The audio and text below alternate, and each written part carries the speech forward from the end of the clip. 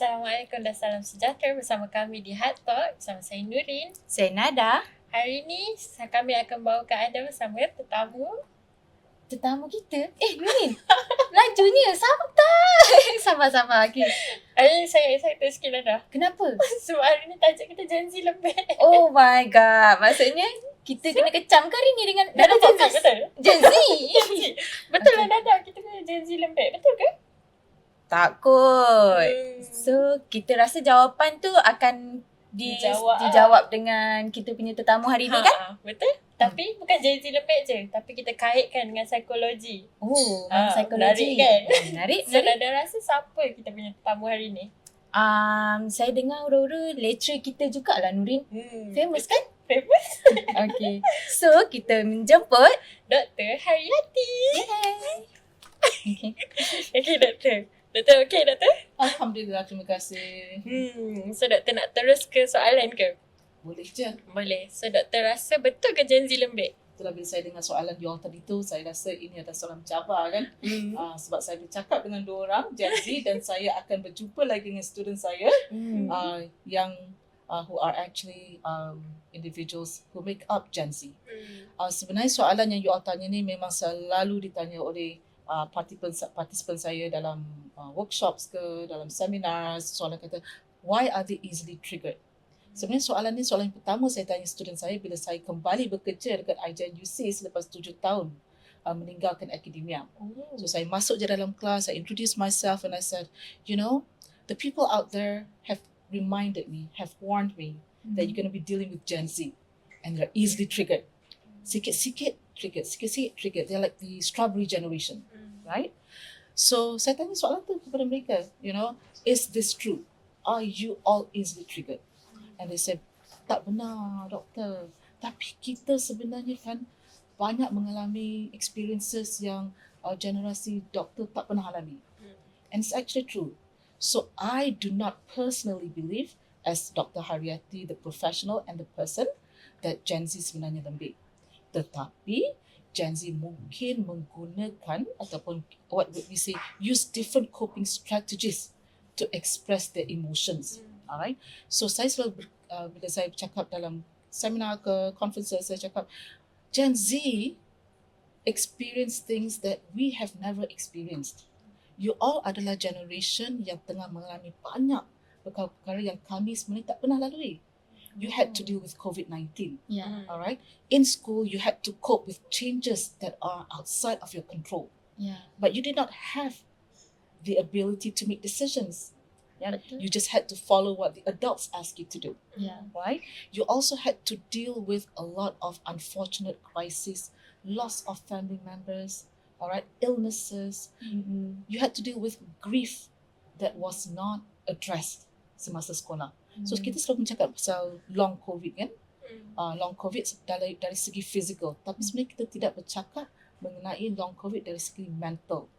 So Gen Z has experienced things that many of us have not experienced. So you see things which are unpleasant, you experience crisis, you experience epidemic, but you may not have necessarily have the ability to cope with them. Persepsi you all are shaped by the things that surround you. Access to adults may be limited juga. For 3 years of COVID masa pandemic dulu, access to mental health professionals, access to adults may not have been easily available. Jadi, you all nampak kepentingan kesihatan mental tu. You all sendiri merasai apa stress, apa depression, apa anxiety at an early age as a generation. Alright? So, of course, there is a way of expressing your vulnerability, your reactions to the stressors. So mungkin sebab kita nampak lebih terang dengan social media, we talk about your behaviours all the time through social media. Tapi generasi saya, kita tak nampak semua itu sebab kita tak ada platform untuk menceritakan kemarahan kita, frustration kita, anger kita, kesedihan kita. Tapi kita dapat melihat sentiasa setiap hari, setiap saat the things that happen to you, the things that you experience, the things that you share. Jadi the stereotype, kita ada stereotype yang mengatakan bahawa Gen Z ni sebenarnya easily triggered, strawberry generation. Tapi sebab for me, I think it has to do with how we perceive, how our perceptions have been shaped by what we have been exposed to. So for me, semua generasi ada je yang senang trigger. Kita pun tahu kalau kita cakap dengan adult, ada yang cepat marah. Kita ada yang parents yang senang pukul anak, sikit-sikit marah bila anak nak minta something, dia akan menjerit. Itu pun easily triggered juga. Alright. So tapi kita tidak selalu melihat sebab access to that information may not have been available before. Doktor rasa zaman COVID dengan Gen Z, adakah disebabkan COVID tu bagi impact yang besar dekat Gen Z punya mental health? I think that's what I said. Itu pasal bila kita cakap pasal long COVID, kita bercakap mengenai after effects of physical COVID. Tapi kita terlupa yang mental health itself is something that was significantly affected. Nada, saya sebenarnya lead Mercy Malaysia and HPSS team. We provided mental health and psychosocial support to Malaysians online every single day from 7 a.m. to 6 p.m. on a daily basis. Kita banyak dengar cerita-cerita yang kita tak boleh nak bercerita kepada orang lah sebab they're confidential. Tapi yes, many children have had to experience grief, but they're not able to process the grief. They've lost loved ones. Education was affected, but they're expected to still achieve the way that the previous generations. Standards are the same. You're supposed to get all A's, semua standard, tapi your circumstances were different. And I think what we may have contributed to that, atau kita maybe terlepas pandang, adalah memberikan coping skills pada you all. I think that was one of the things that we may have overlooked. How to help you build skills, use tools to help you manage your emotions, change the way you think, communicate with people more effectively. Tapi one of the ways that you know how to do it is through social media. Ya, Right? betul. You express in social media dengan kawan-kawan, you identify dengan influencers, you identify dengan orang-orang yang ada access to share their experiences. But you did not have much access to people who, parents, teachers, or people who are supposed to be close to you. So talking about Mercy Malaysia, boleh tak doktor cerita background doktor and apa Background jawatan saya. dekat IJNUC? Saya ni dah lama, dah berumur, jadi banyak benda nak cerita ni. Alright, so I am a psychologist by training. So saya dapat my Bachelor of Science in Psychology from the University of Wisconsin-Madison, the US, dan juga Masters and PhD dari the University of Surrey, the UK. I've always wanted to be a psychologist, tapi sebelum ni memang orang tak tahu mengenai psychology, generation kita orang dulu, alright. Tapi alhamdulillah my father was very open to it, So when I was offered a scholarship dan tak dapat jadi doktor, saya minta nak jadi psychologist, nak buat psychology. So people around were intrigued by this field. Nak kerja apa? Nak kerja dekat kesihatan dengan hospital mental ke. Tapi my father, alhamdulillah, my mom were very supportive because they know that I would have made my research, read a bit. So I've always loved psychology. I selalu cakap dengan students, kalau you kasih RM1 untuk tukar my field sekarang, I will not.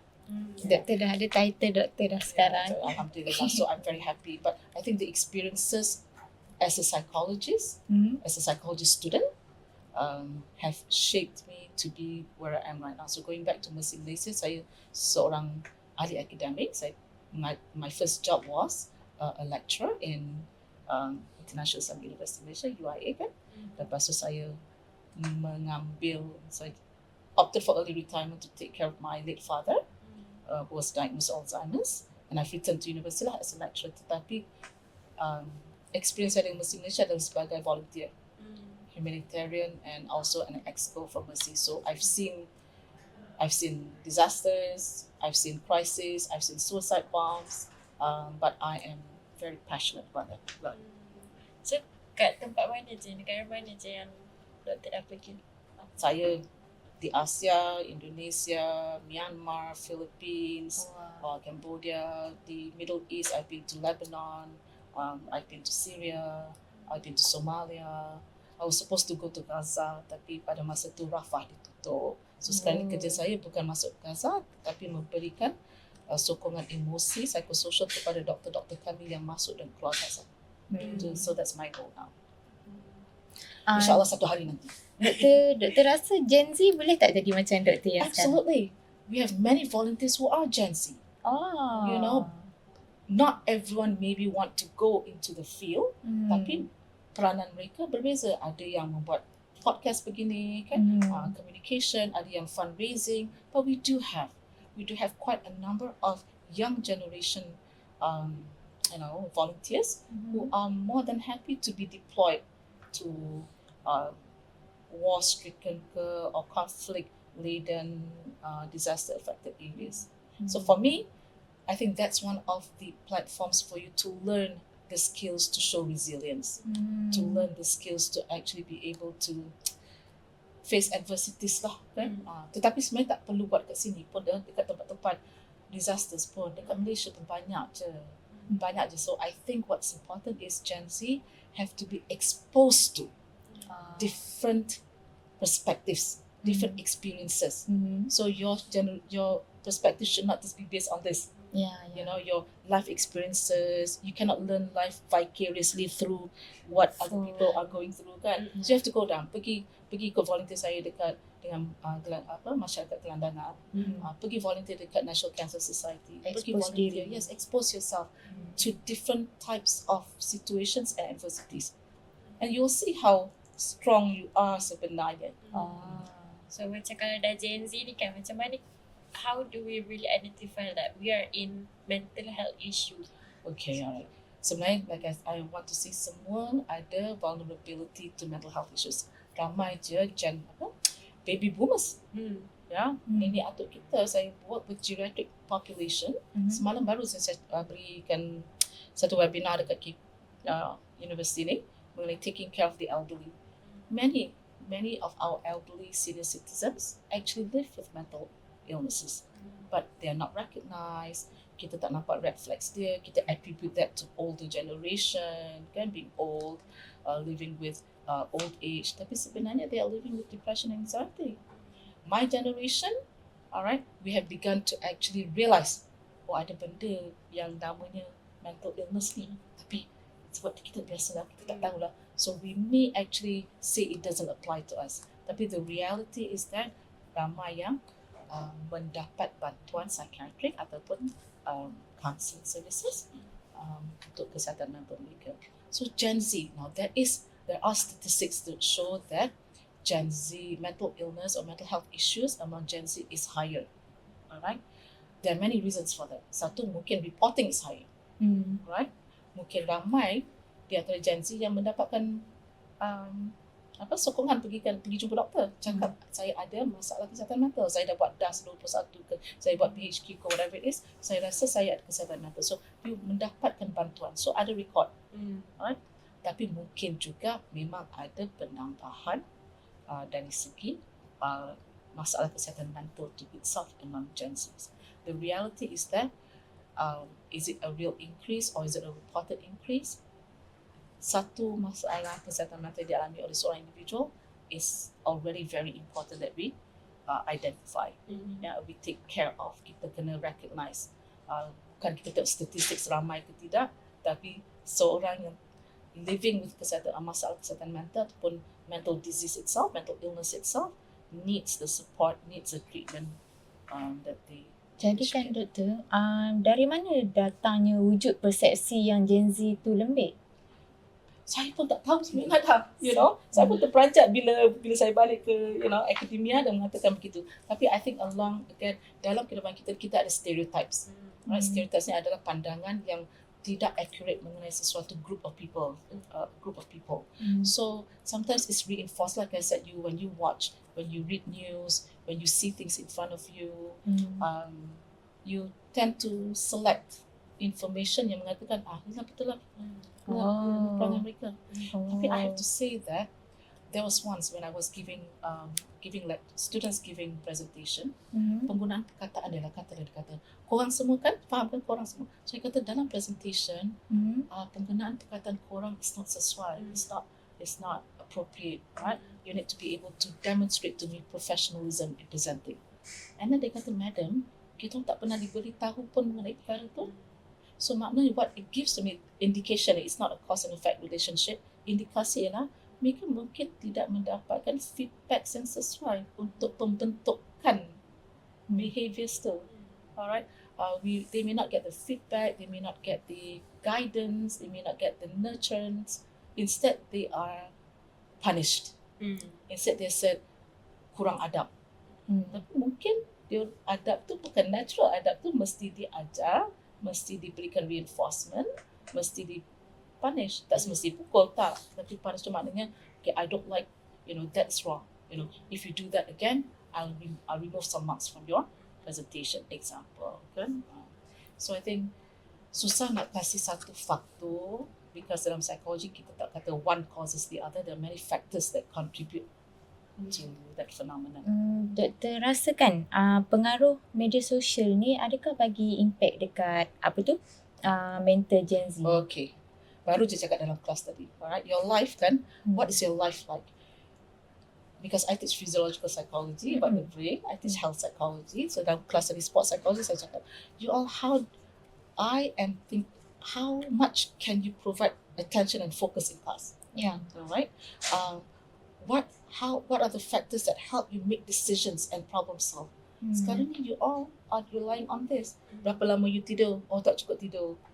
Lepas tu suruh tidur pun phone. So you are actually just following, alright, directions or advice from this particular medium platform.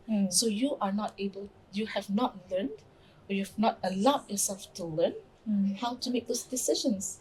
You have not learned how to problem solve because you rely on a source that may not know your background, that does not know your full story. Macam reminder macam Just tu.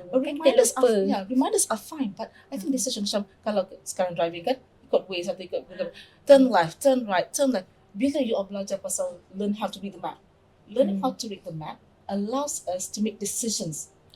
Do I do here? Do I go here? What do I do? What are the cues that I need to be looking at? Tapi kita hanya ikut voice saja. Turn left, turn right, turn left, turn right. You've reached your destination. Pasti tak sampai kita dah marah. Apa tak cakap betul kan? So, I think again that's one scenario. Tapi bercakap mengenai kesihatan mental pula. I'm not blaming this. I think at the end of the day kita decide apa kita nak tengok. Tapi some studies have shown that bila orang kata social media ni menyebabkan ada masalah kesihatan mental ke tidak, ada hubungan di antara pengaruh ataupun exposure or amount of time that you use on social media and kesihatan mental.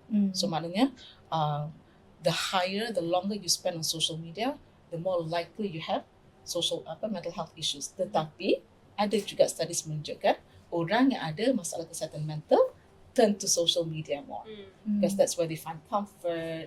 Sekarang ni kalau you tulis pada AI, dia kata nak cakap dengan mak tak boleh, orang tak faham. Tapi tanya ChatGPT, hi ChatGPT, I'm very upset with my mom today. No one seems to understand my problem. Just ChatGPT jawab, I can appreciate how distressed you are right now. Not everyone understands your problem. Would you like to share with me exactly what your issues are? ChatGPT is providing you that support. Tapi you akan cerita pasal your mom, kan? Cerita pasal yang mana. Tapi ChatGPT takkan dengar cerita your mom. You are feeding ChatGPT what you want to feed. So the objectivity is not there. So a lot of people then compare, lebih baik cakap ChatGPT, dia lebih faham. Mak aku tak faham. Tapi mak you, our parents pula, have never learned the skills. May not have been exposed much to mental health. Literacy. Kalau compared to sekarang, you all being Gen Z, literacy, mental health is very high, I think. I don't have the statistics for that. Tetapi, literacy among my generation may not be as high.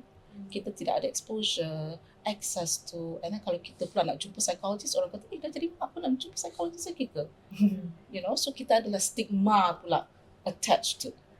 So Gen Z ada stigma dia sendiri, my generation pun ada stigma sendiri.